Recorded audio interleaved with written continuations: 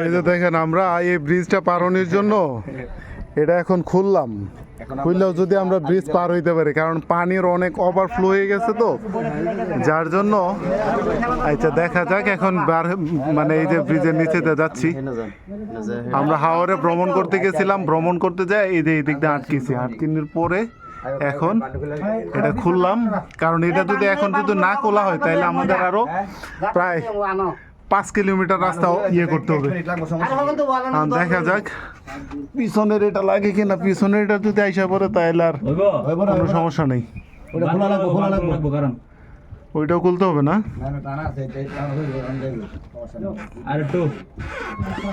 আর অল্প একটু যাইলে। হ্যাঁ এই যায় পড়ছে। ওকে ওকে ওকে, এখন আইসা পড়বো, এখন আইসা পড়বো। যাক এই যে আইসা পড়ছে, আইসা পড়ছে। আল্লাহ ভরসা,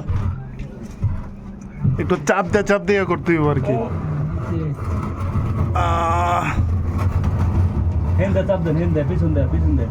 এই সাইডটা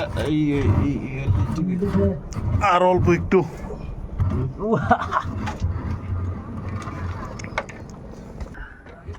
যাক পরিশেষে আমরা এই দিক থেকে বের হইতে পারছি।